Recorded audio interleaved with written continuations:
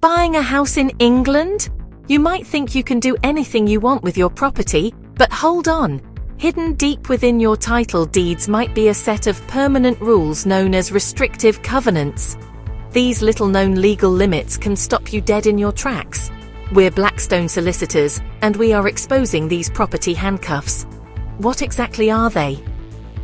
A restrictive covenant is a legally binding condition placed on a piece of land by a previous owner to benefit another piece of land, usually a neighboring plot or an estate. Think of them as promises that run with the land, meaning they affect every future owner, including you. They are designed to preserve the character, value, and amenity of a local area. These covenants are nearly always negative. They tell you what you cannot do. The most common examples? They might prohibit you from running a business from your home, prevent you from putting up a satellite dish, or critically, stop you from building an extension or a second property without getting permission from the person who benefits from the covenant, who could be your neighbor or a developer. Imagine you plan a huge conservatory, only to discover a covenant on your deeds stating no buildings or structures beyond the original building line.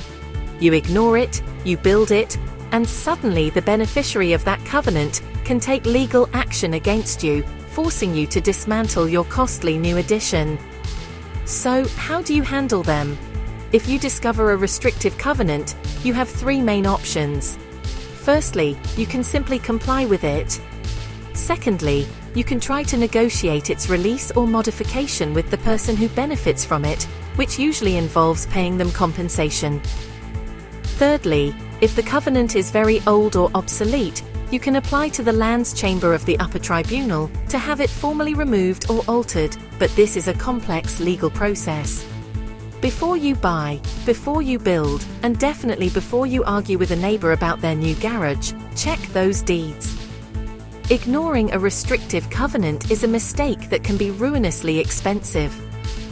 For legal guidance on identifying or dealing with restrictive covenants, the only safe option is to seek expert advice.